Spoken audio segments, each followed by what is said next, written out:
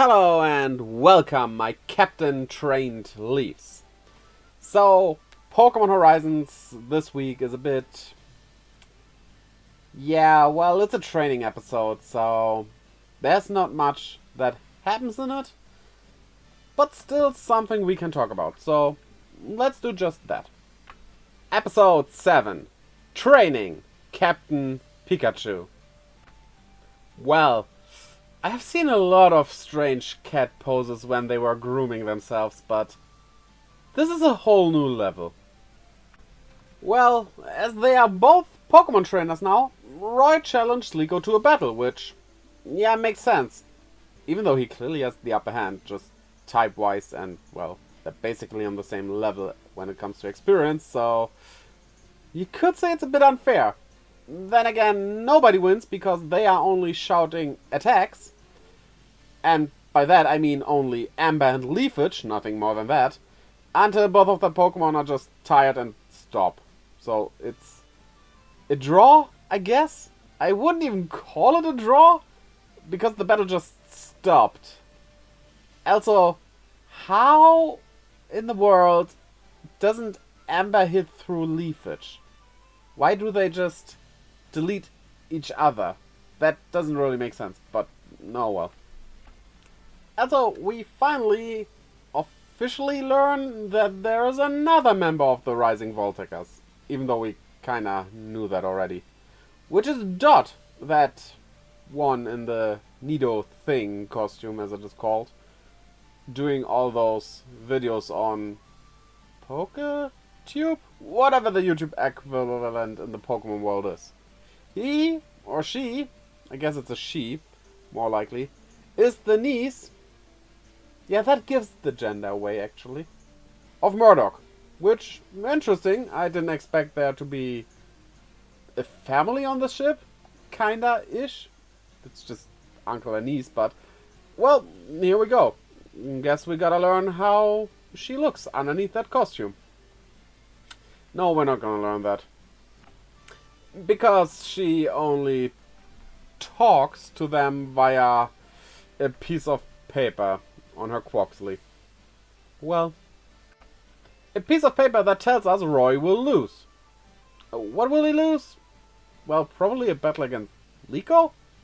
Will this ring true in the end? Oh, we're gonna wait and see. So, well, without getting a real hint on where to find Rayquaza from Dot, they just go into training with Friede, because what else do? They're bad at battling, and if they hunt a legendary, yeah, maybe you want some experience, I guess. But nope, Pikachu is having none of that. It wants to train them. So it does. What did you expect? Well, the training goes like Pikachu isn't doing anything even, because they both attack, but like, boom. It doesn't need to move. Yeah, they have a lot to learn.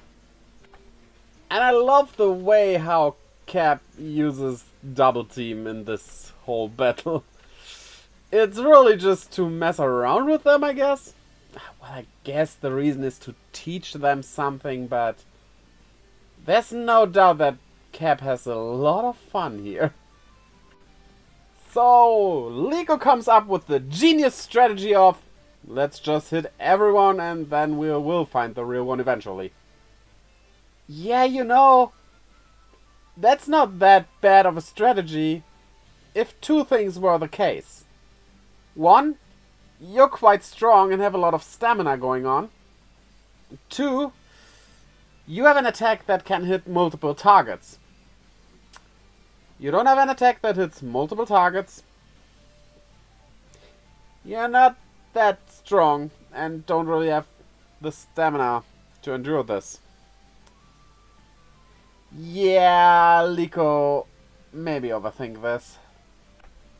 What makes things even worse about the strategy is that she realizes that Cap is moving backwards in a zigzag line.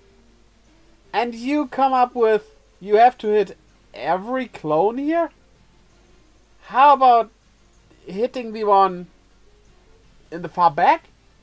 Because if it moves like you say it is, it's always the one that's further back than the others. It has to if it moves backwards in a zigzag pattern. It's not even that hard. Like, you could get behind that in your first battle. I have a feeling Liko will not be a very good trainer, continuing the trend of a certain other main character we had before. And then the training ends with both Pokemon just...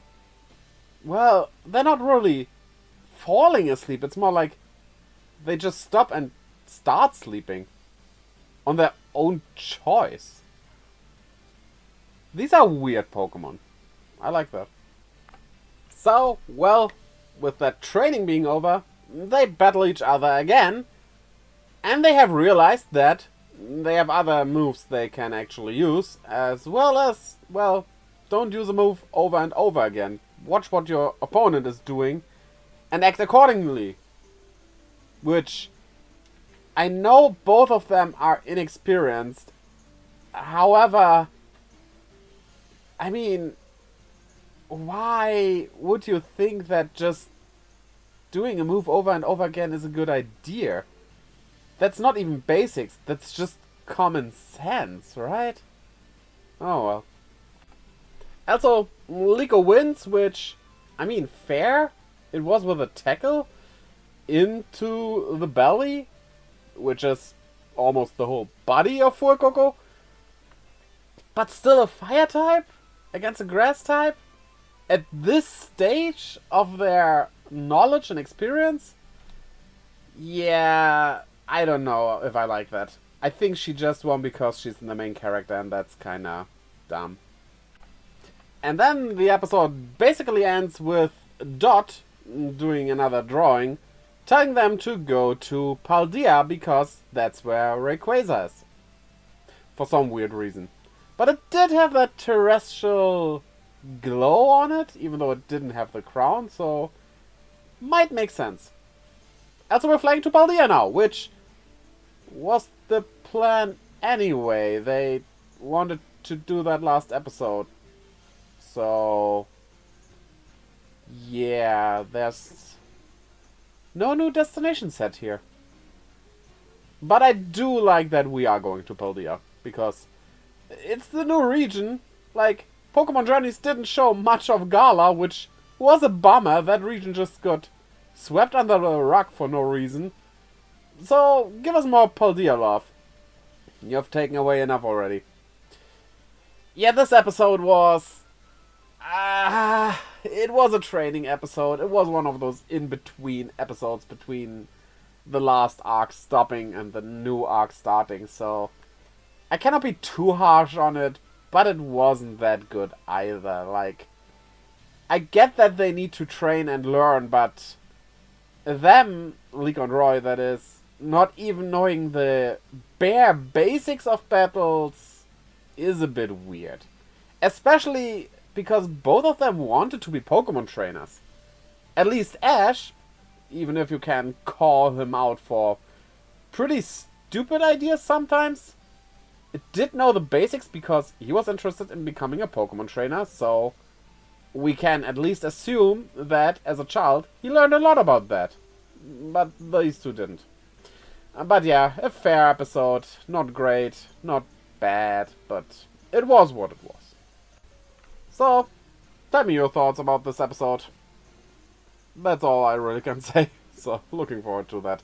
And don't forget to find your own shiny Rayquaza by clicking the like and subscribe button, as well as the little bell, to keep updated whenever I upload a video for you. And check out the links down in the description below, leading to my Twitter, Instagram, and Discord, where I post stuff, keep you updated, all the good things, to my merch store, as well as to my Twitch, where I live stream every Friday, Saturday, Sunday, and Monday. I hope to see you over there as well, and until next time, bye-bye!